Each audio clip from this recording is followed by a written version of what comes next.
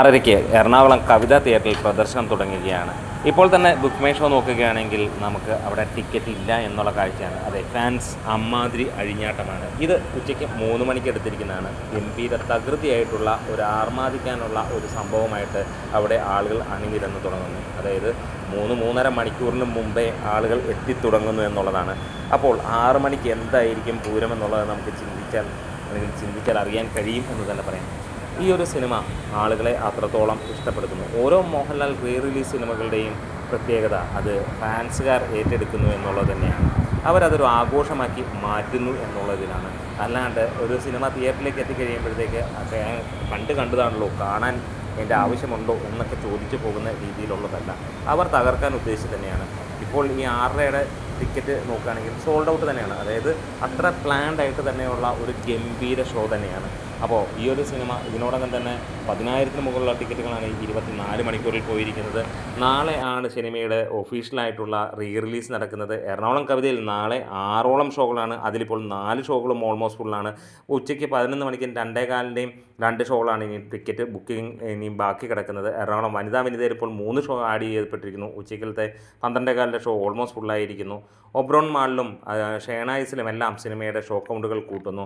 അവിടെയെല്ലാം almost full എന്നുള്ള ലെവലിലേക്ക് കാണാൻ കഴിയുന്നു. കേരളത്തിൽ എവിടെ എടുത്തു കഴിഞ്ഞാലും മികച്ച രീതിയിൽ തന്നെ പോകുമ്പോൾ ബാംഗ്ലൂരും നമുക്ക് തകൃതിയായിട്ട് തന്നെയുള്ള ബുക്കിംഗാണ്. ഇപ്പോൾ കൂടുതൽ ഷോകൾ ചാർട്ട് ചെയ്തിരിക്കുന്നു. ലക്ഷ്മി സിനിമാസിൽ ആകെ ഒരു ഷോയാണുള്ളതെങ്കിൽ അത് ഹൗസ്ഫുള്ളായിരിക്കുന്നു. ഇവിടെ ശ്രീനിവാസ് സിനിമാസിൽ 3ാമത്തെ ഷോയും ആഡ് ചെയ്തിരിക്കുന്നു. അതിൽ 2 ഷോയും ഓൾമോസ്റ്റ് ഫുള്ളായി. രാവിലെ അടുത്ത ഷോ ആഡ് ചെയ്തിരിക്കുന്നു. ശ്രീ ബാലാജിയിലും മികച്ച രീതിയിലുള്ള തിരക്ക് കൂടുന്നു എന്നുള്ളതാണ്. അതായത് ബാംഗ്ലൂർ മലയാളീസും ഈ സിനിമയ്ക്ക് വേണ്ടി കാത്തിരിക്കുകയായിരുന്നു, അല്ലെങ്കിൽ അവരും ഇത് കാത്തിരിക്കുകയാണ്. അത്രത്തോളമായിട്ടുള്ള ഒരു ബുക്കിങ്ങിലേക്ക് അവരെത്തുകയാണ്. എന്താണേലും ഒരു കാര്യം ഉറപ്പിക്കാം, ഇവിടെ മോഹൻലാൽ ഫാൻസ് അവർ ആർമാദിക്കാൻ ഉറപ്പിച്ച് തന്നെയുള്ള കാര്യങ്ങളാണ്, അടിച്ച് പൊളിക്കാൻ ഉള്ള കാര്യങ്ങളാണ്. എന്താണേലും മികച്ച ഒരു സിനിമ തന്നെയാണ് 1991 റിലീസ് ചെയ്ത ഈ ഒരു ചിത്രം. ഇന്നത്തെ സിനിമ വെച്ച് നോക്കുമ്പോൾ അടിച്ച് പൊളിക്കാൻ പറ്റിയ ഒരു സിനിമ തന്നെയാണ്.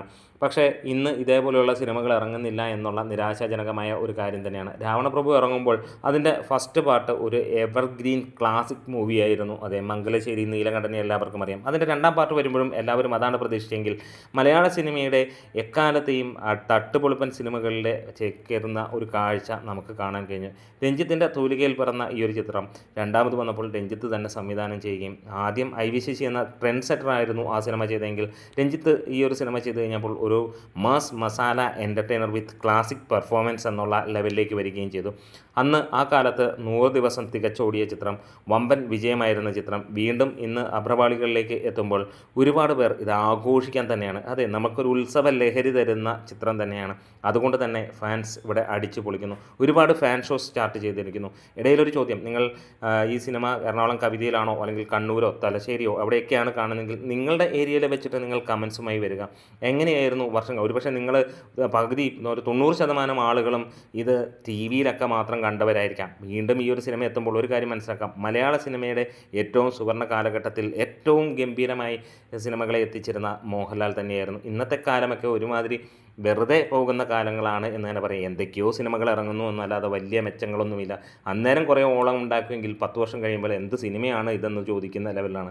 അവിടെയാണ് ഇങ്ങനെയുള്ള സിനിമകൾ 95, 2010 ഇറങ്ങിയ അതിഗംഭീര മോഹൻലാൽ ചിത്രങ്ങൾ തന്നെയാണ് ഏറ്റവും മികച്ച സിനിമകൾ മലയാള സിനിമയുടെ നൂറ്റാണ്ടിൽ എന്ന് തന്നെ പറയാം. കാരണം പഴയ ആളുകൾക്കും പുതിയ ആളുകൾക്കും ഒരേപോലെ തന്നെ ഗംഭീരമെന്ന് തോന്നിപ്പിക്കുന്ന ചിത്രം. നമ്മുടെ വീഡിയോസ് ഇഷ്ടമെങ്കിൽ സപ്പോർട്ട് ചെയ്ത് തരണം. അപ്പോൾ കൂടുതൽ സപ്പോർട്ട് ഉണ്ടെങ്കിൽ നമുക്ക്